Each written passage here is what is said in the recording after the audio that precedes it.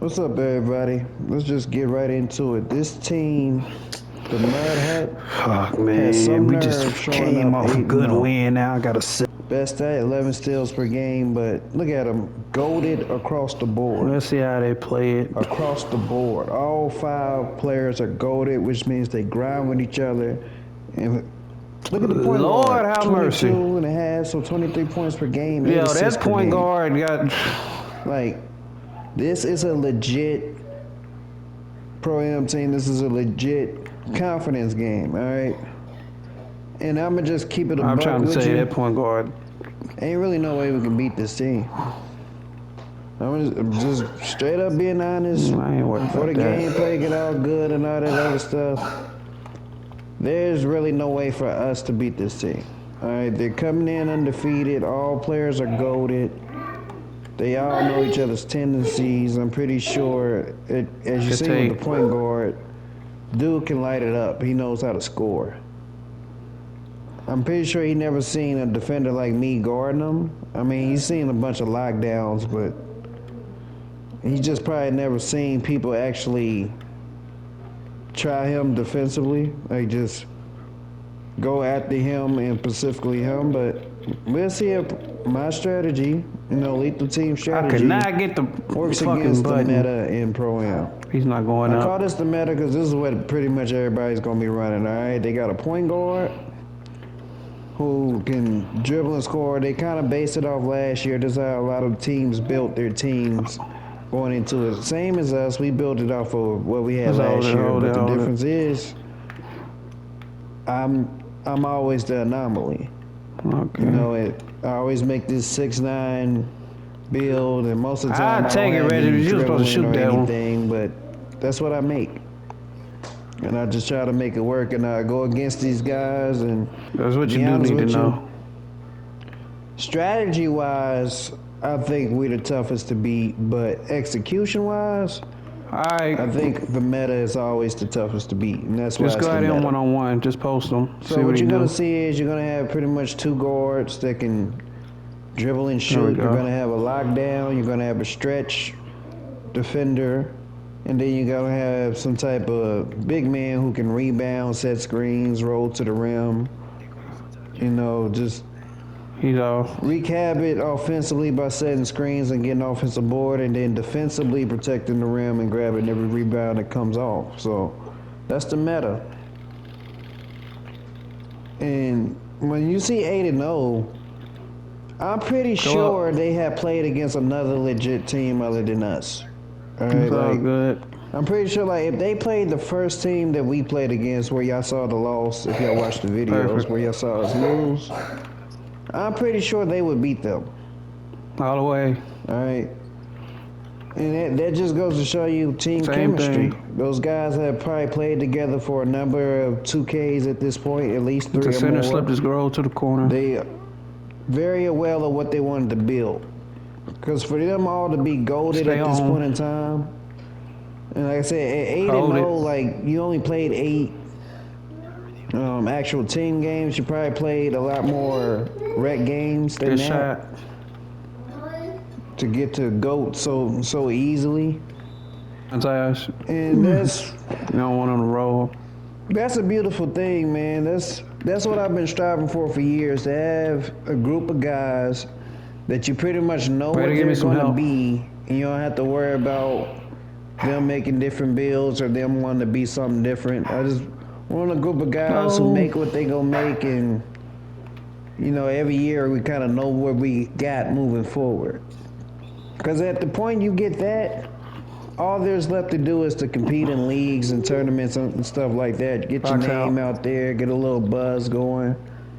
I have seen people make the 2K League doing this. I have seen people actually grow their Twitch or YouTube audience by doing this. I think it's a beautiful thing. Guys are actually getting paid. You can actually, if your team's good enough, you can bet against another team. Good help. Try to win some money that way. Stay home. It's a lot of things you can do when you already have the culture established.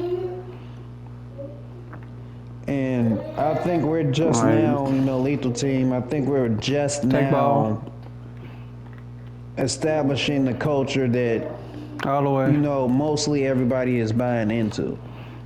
Get back. Because before, like, I'm gonna be honest with you, what normally happens is, I make my build the way I make them. Help move if you can, Reggie. Perfect. Even though I try to correct everybody else's mistakes, there's always a flaw in it. All right, the biggest flaw I will always have is putting shooting on my build. That is a flaw. It's fine for me to have mid-range. It's fine for me to have a decent free throw. But for me to be shooting threes is a flaw. And it takes away from what I could have been all these years going into it. I could have put a lot more into playmaking, put a lot more into defense if I just would not put my three ball up at all. But I always told my co-captain, like, he always suggested I make a build similar to that. And I always told him I have to be able to knock down at least one three-pointer to keep the defense honest. Because I couldn't dribble well enough to do anything different. Now, if I had the bash capability to do something different, best believe that's what I would have did. I would have sacrificed the three ball, Ben Simmons, and I would have been perfectly fine. But, after testing it out last year, it was a lot of success, and this year they actually allowed me to be you gotta be up to help them on that, 6'9". I have no problem sacrificing the three ball. I'm not going to shoot them anyway. And it just made me that much better of a player now that I made the player that truly does fit this team scheme. All that's left to do now is get everybody else to commit to a build or a player that they want to be continuously through every 2K. And at that point, only thing we got to get down is positions.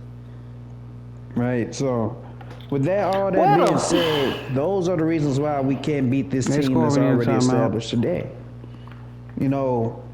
Established teams, they make you work for everything that you do. They're very precise as to what they're doing. They are always better defensively than they are offensively. Now, it might not seem like that on the scoreboard because typically these are the type of teams that get on a lot of big runs. But think about it. Why do they get on those big runs? It's because they create points off of turnovers. Every time you turn the ball over, they get knocked down to three. Every time you turn the ball over, they get a fast break dunk. Every time you turn the ball over, you're committing a foul. So it's very important when you're playing against this team that you have to be just as disciplined as them. Because to be honest with you, although it may seem like they might be this perfect team that never loses and all that, they have flaws and mistakes just like anybody else. If they play somebody just as good as them, you will see them. All right? If you put two undefeated teams against each other, well, at the end of that game, one of the two is not going to be undefeated anymore. That's just the way it goes. And best believe, like, let's say both teams are 10-0. I don't really care who wins that game. I'm pretty sure the other team can still beat the other team. Just being honest with you. Basketball is never proven off of one game. It's proved off a series of games over a collection of time. So if those teams were to play each other 5 times, see, I don't like that. And let's say a team went 5-0, okay, now that's a little bit more telling. That man was in the corner and still got there. You kind of favor your bets towards one side. But I still do believe that the other team can win. They just have to figure out what that other team's weakness is and try to exploit it. So coming up, not this particular video, but at the time of me actually recording this for you guys, there has been a major update in 2K. Okay, we can't gamble against these guys. Now, that's what it is. What I have noticed, since I haven't really seen the patch notes or anything, what I have noticed is that the signatures that you kept having to like re-put in at every time you turn the game on, that seems to have been fixed. And also they have buffed I want to say bigger players making layups and things in the paint. They buffed it. You know, at one point, I'm not really too mad about it. If you're a bigger player, you probably should be able to make layups over a smaller player. But at the same time, it's like, I don't want it to be a thing where I'm playing perfect defense and constantly getting scored on. That's like my number one problem with what's going on in the 1v1 court right now, because there's nothing for pro scores there. And because they put on Pro Touch Hall of Fame, where they don't necessarily even have to time that hook shot, even if you get a perfect contest and everything, they still can green it when it goes in. That should not happen. They have to look at that post shot the same way they look at a mid-range jumper. All right? If you shoot and it's contested properly, you should miss. There should be no ifs, ands, or buts about it. I don't care what badges are on or what badges the person don't have defensively. If he works hard and contests properly, he should be rewarded. And I stand 10 toes on that. Like, I don't care if you got like a 6-foot guard. If he turns his body into you and you can correctly jump in a way that allows you to properly contest, you should be rewarded. Now, if he turns and you're not really there, well, I'm sorry, man. I have no hope for you. Should have probably made a bigger bet. We just missed it. So what you notice now that we're here in the third quarter is the three, because they rotating with three. But my team is very confident. Like, we had just came off of a bounce back win, but I gotta see what number 7 is on that end. And I noticed one thing about this particular game. It was going to come down to how well we could adjust defensively. Yeah. All right, a big reason as to why our teams typically struggle when we play against better competition is that we do very uncharacteristic things defensively. Like, we're reaching at passes we can't get to. We're jumping at things that don't require somebody to jump at them. We're not switching properly. If you miss a switch, it's leading to wide open threes consistently. You know, just a bunch of different things that, to be honest with you, at this point in time in my 2K career, it just irks the hell out of me. All right, because I felt like I've shown the blueprint as to what I want done defensively. Good pass. And all you got to do is that. All right, follow the game plan and you'll be okay on the defensive end. Offense, I ain't really got into that with my team because when you play basketball, gotta help them out on that, famous. Like what somebody else is going to do, the team's defense is always going to be ahead of your offense, meaning it would be much easier to get things down defensively quicker than what you ever could offensively. Every time those guys go to fade, if you in the corner, look to help. Now, the way we look in this particular game, it lets me know that I need to focus more offensively. Because defense looked pretty good, especially towards the second half.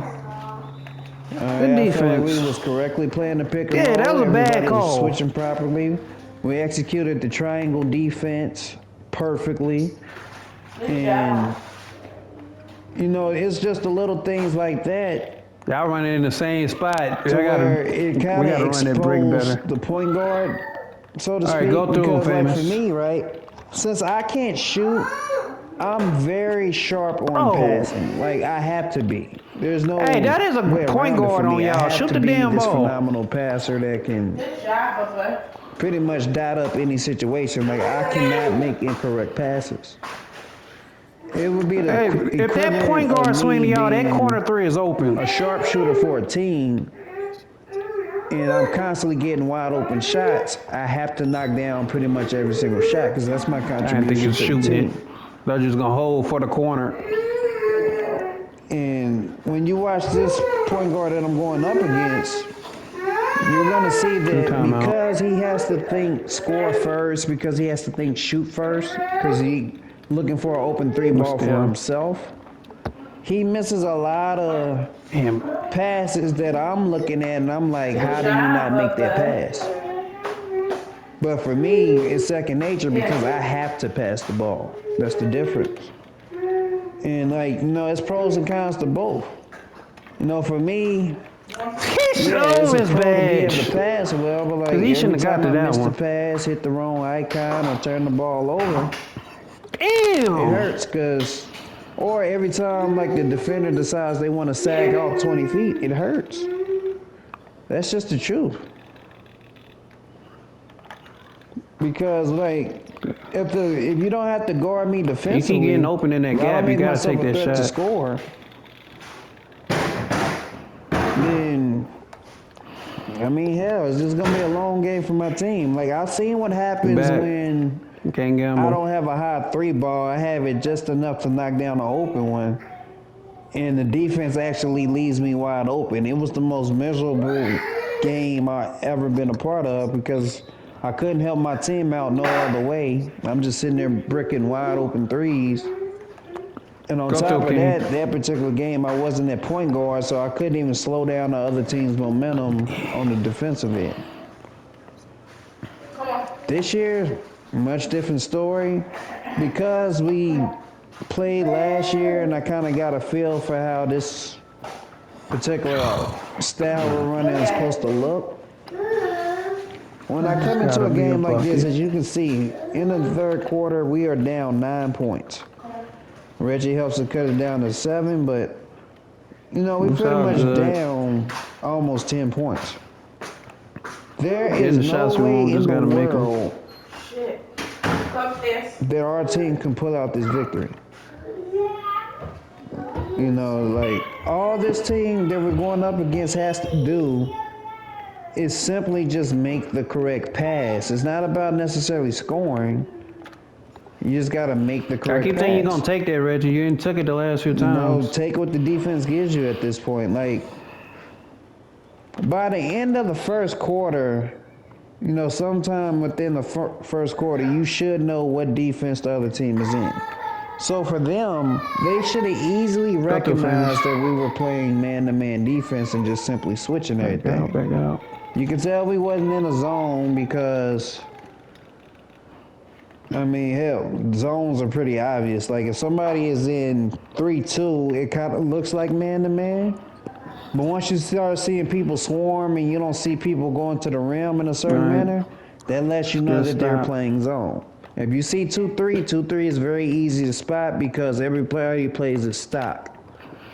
When you play 2-3 stock, I am. I mean, they cheap.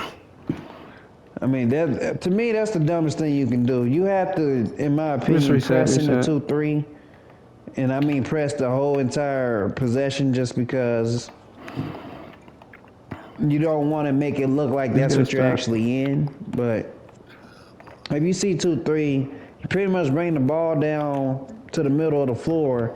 If nobody's guarding you, then that means they're in 2-3 zone. A lot of times people will just play man-to-man. If you can spot man-to-man, well, instead of trying to pick on the center in the pick and roll, play some defense. Because you can't really go to the paint on him. He's a center. He's supposed to go down there and protect the rim. Take him, Reggie. Look for the other team's weakest defender. It's not really hard to tell either because a lot of times it's going to be the smallest player on the floor. Between two. If you can pick on the other team's weakest defender in the pick and roll, I guarantee you'll have a lot more success than trying to consistently pick on the center. Let's get a stop. That's just my observation. Don't at me.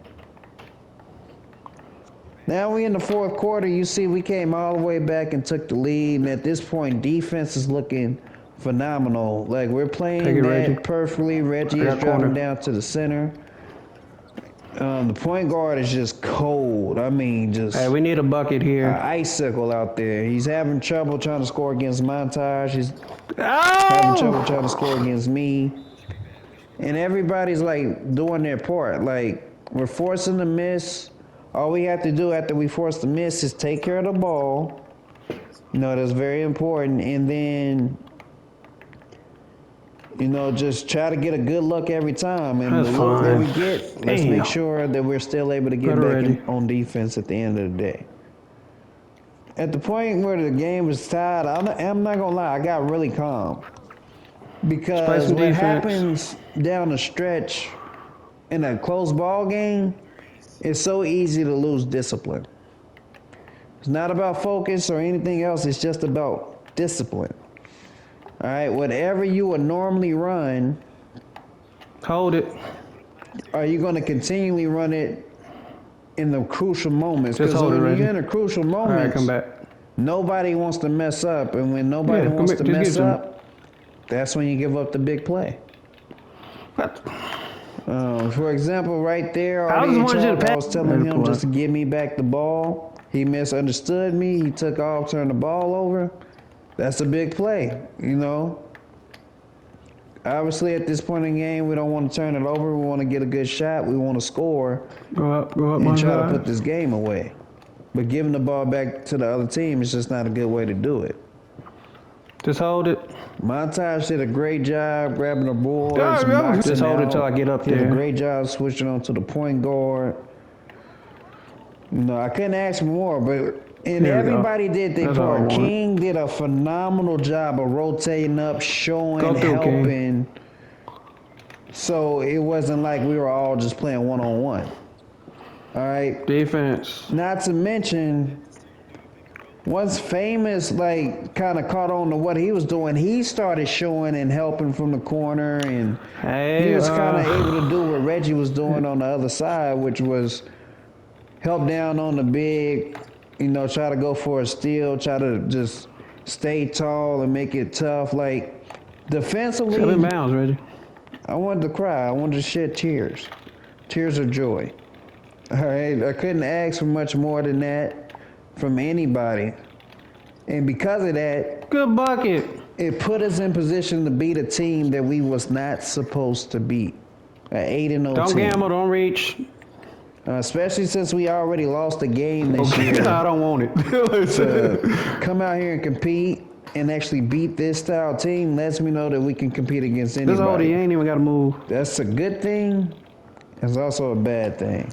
Because now I expect this type of defense every single time we play. And everybody that wants to play with me, I expect y'all to learn how to do it.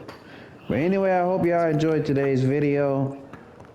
Montage was an animal that game, man. He did his thing offensively and defensively. Big shout out to Montage. But anyway, if you've been enjoying the content, go ahead, do me a favor, hit that sub button. It's been lethal. I'll catch you guys in the next game. I'm out.